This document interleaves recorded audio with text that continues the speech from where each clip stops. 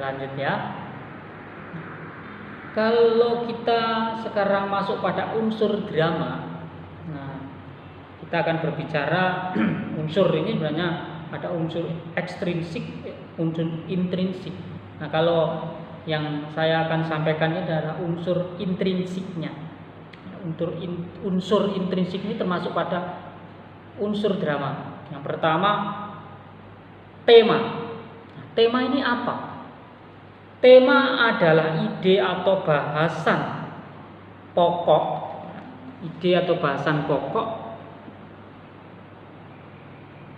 yang dijadikan sebagai dasar dalam pengembangan cerita drama.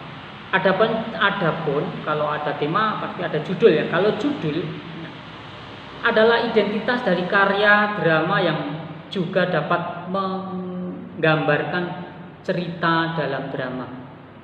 Nah, ini bagi dasar ide pokok. Kalau tema itu kalian bisa milih tema apa saja. Kehidupan itu berkaitan sosial, budaya dan sebagainya. Ya. Yang kedua atau bagian yang kedua adalah tokoh dan perwatakan ya. Tokoh, perwatakan atau watak. Ini apa? Dalam sebuah drama harus ada tokoh. Kalau tidak ada tokoh, tidak bisa disebut sebagai drama. Tokoh dan perwatakan adalah watak yang diciptakan dalam suatu drama. Berdasarkan sifatnya, tokoh drama dapat dibedakan menjadi 3. Ya, jadi perwatakannya dalam sebuah drama dan tokohnya harus dipilih dulu. Ketika kalian membuat sebuah drama, pemilihan tokoh juga harus dipersiapkan. Ya. Nah, ada 3 jenis tadi penokohan, yaitu yang pertama protagonis. Sekali lagi, protagonis. Tokoh dengan watak baik dan pembawa ide. Dia memiliki watak-watak baik dan memiliki ide-ide cemerlang dan bisa dicontoh, bisa diedukasi, memberikan edukasi dalam bertutur katanya dan sebagainya ya. Ini pembawaan yang paling menonjol, yaitu protagonis, tokoh baik. Yang kedua adalah tokoh antagonis.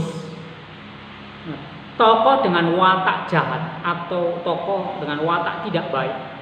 Selalu ada pro kontra dengan tokoh lain atau dengan tokoh protagonis tadi. Nah, yang ketiga ada tokoh tritagonis. Nah, ini tokoh pembantu yang mendampingi tokoh protagonis atau antagonis. Jadi bisa sebagai pendamai, pelerai. Mereka tidak ikut campur atau tidak memihak pada satu tokoh.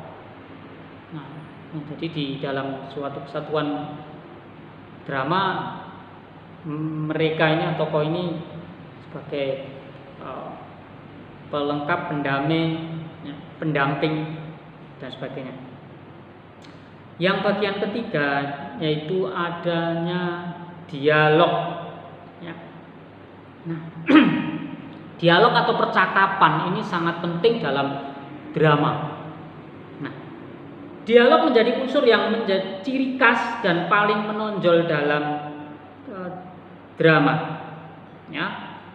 Beberapa kriteria yang harus ada dalam dialog diantaranya ada yang namanya gerak atau lakuan tokoh. Jadi seorang tokoh ini selain berbicara juga ada gerak lakuan. Sambil berbicara, sambil berjalan menuju tempat duduk, contohnya. Mengungkapkan peristiwa. Jadi peristiwa-peristiwa dalam drama ini terkandung dalam cerita dialog.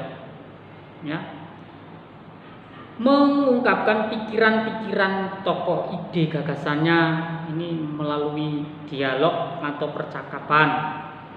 Dan dialog dalam drama memiliki ketajaman maksud yang disampaikan ini benar-benar menyentuh hati seorang penonton atau memberikan edukasi pendidikan, atau seorang penonton jadi berpikir lebih luas akan pementasan atau percakapan yang ada dalam drama.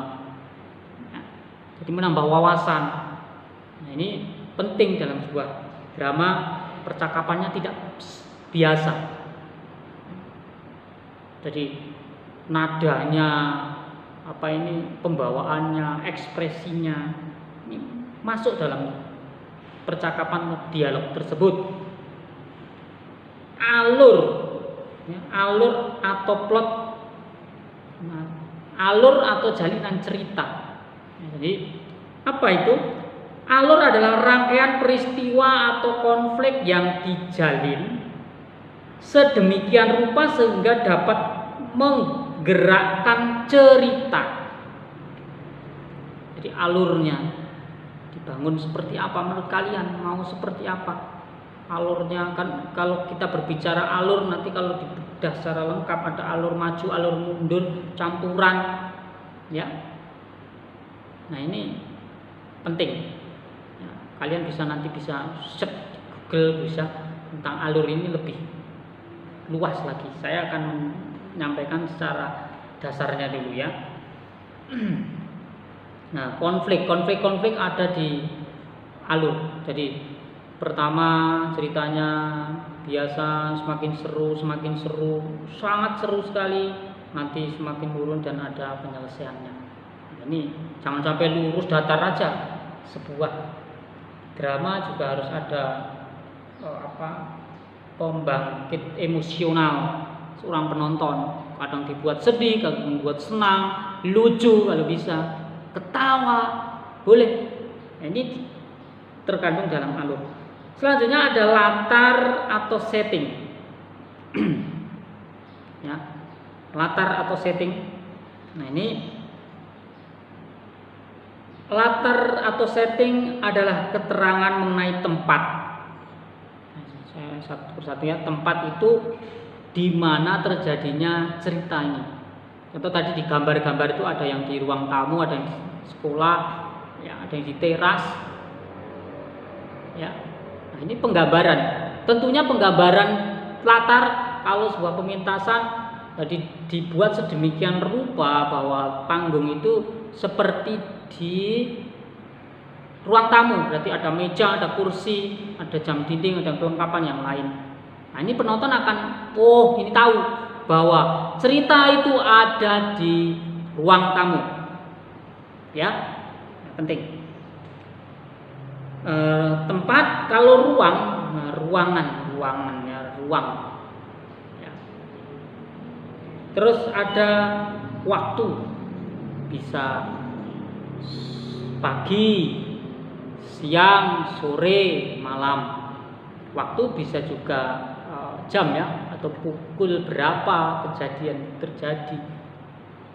Ketika contoh seorang tokoh tidur, ya, penggambarannya ada seorang tokoh yang tidur terlelap begini, terus ada suara ayam berkokok, berarti pagi hari. Ya, sekitar pukul berapa itu? 3:30 pagi. Biasanya 3:30 dan jam 4 itu ada ayam berkokok. Ya. Nah, ini penting, sangat penting sekali, karena kalau dalam sebuah cerita tanpa adanya seperti itu garing, tidak menarik pertunjukannya. Latar setting sudah. Nah, selanjutnya ada amanat atau pesan. Apa itu? Amanat atau pesan dalam drama disampaikan melalui alur dan percakapan, ya, antar tokohnya. Jadi di tokoh satu dan yang lainnya menyampaikan dialog-dialog. Setelah itu penonton akan mengetahui amanat. Kalau dalam drama pentas tidak ada dialognya seperti ini. Drama ini memiliki amanat, yaitu disampaikan oleh tokoh tidak ada. Nah, jadi dari dialog akan muncul sebuah amanat secara langsung atau tidak langsung. Tidak langsung itu orang melihat dulu baru tahu, oh itu mengajarkan kita berbuat baik, mengajarkan kita berbagi bijaksana dan sebagainya. Ya. Nah, sebuah drama yang baik harus mengandung pesan moral yang membangun kesadaran kemanusiaan. Nah, ini penting sekali.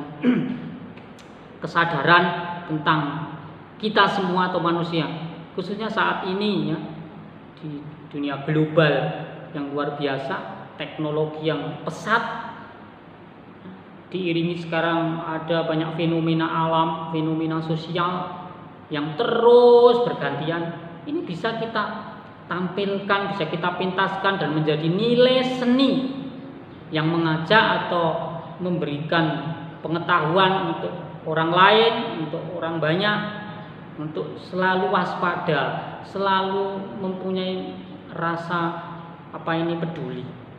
Ya. Oke, berlanjut. Setelah pada unsur, kita masuk pada interpretasi. Nah, interpretasi ini pada drama adalah memberikan tanggapan. Jadi kalau kita lihat suatu drama, baik drama Indonesia, drama tradisional, modern, ya, adanya tanggapan seorang penonton. Kalau sebagai penonton yang baik, tentunya punya tanggapan. Ya, tidak hanya sekedar menonton, ya kan? Adanya kritik yang membangun, tidak menjelekkan, ya, tidak boleh, atau bahkan mengadu domba dan sebagainya, tidak bisa, tidak boleh sebagai penonton yang baik, atau memberikan kesan terhadap sebuah karya termasuk drama. Kesan, ketika saya menonton sebuah film, menonton sebuah drama, ada kesan tersendiri untuk pribadi penonton, ya, atau kalian atau kita ketika menonton. Jadi membangkitkan semangat, motivasi, ya, kita setelah menonton, membangun kesadaran terhadap mungkin lingkungan, budaya kita, dan kebiasaan-kebiasaan yang harus selalu kita perhatikan. Nah, menginterpretasikan dapat dilakukan setelah memahami isi, yaitu dengan menganalisis unsur-unsur tadi. Kalau sebuah drama dianalisis, hal yang dianalisis apa? Kalau yang ditanggapi dalam drama adalah unsur ini, hal yang ditanggapi pertama tokohnya seperti apa, latarnya, tempatnya, waktunya kapan, alurnya menarik tidak, temanya, antara isi dan tema pada sebuah teks drama nanti benar atau tidak. Nah, amanat dan dialog yang ada dalam cerita ini kalau di dalam menanggapi teks drama. Nah, yang kedua, kalau menanggapi atau menginterpretasikan pada pementasan drama, yang pertama ada aktor, tokoh, ya, yang memerankan, aktor, aktrisnya, artisnya, pembawaannya, karakternya, cara bicaranya, ya kan, apakah sudah totalitas full gitu loh. Ketika kita memerankan sebuah drama, kita tidak jadi diri sendiri, tapi jadi, ya, tokoh tadi yang kita perankan. Ya. Contoh, saya memerankan seorang anak SD, ya, saya harus bisa memerankan, mendalami bagaimana saya bisa seperti anak SD, cara berpikirnya, ya kan? Nah, kostum. Nah, kalau kita berbicara kostum sangat penting. Jadi dalam pentas drama kostumnya biasa-biasa saja, tidak mencerminkan, tidak menggambarkan itu peran sebagai apa, ya tidak akan berhasil. Kalau tadi saya berbicara atau memerankan sebagai seorang anak SD, saya harus berpakaian, berkostum seragam anak SD. Ya, itu sangat mendukung sekali. Setelah ada kostum, ada setelan panggung. Ya, panggung didesain sedemikian rupa, penggambarannya paling tidak mendekati. Nah, jangan sampai kalian menggambarkan di sebuah sekolah, di ruangan, tapi di situ tidak ada yang namanya papan tulis, meja dan kursi siswa. Ini tidak mendukung. Penonton akan tidak mendapatkan ini di mana, gitu loh. Tempatnya di mana? Antara cerita dan tempatnya tidak nyambung. Wah, ini bahaya sekali. Nanti pemintasan kita jadi gagal. Ya. Musik pengiring ini juga penting bagian dari pemintasan. Pentas, pengiringan musik yang pas, ketika dia bahagia, musiknya juga alunan yang bahagia. Ya. Nah, kalau zaman sekarang modern bisa cari background musik dari berbagai sumber, ada YouTube, ada link dan sebagainya, bisa saja. Nah, ketika marah, ketika dia tergesa-gesa itu seorang tokoh, musiknya berbeda-beda. Ketika kaget, terkejut, ya kan? Nah, ini harus ada musik pengiring, background, ya. Background pengiring suara, ya. Tata rias. Nah, ini tata rias juga penting. Rias wajah sesuai karakter.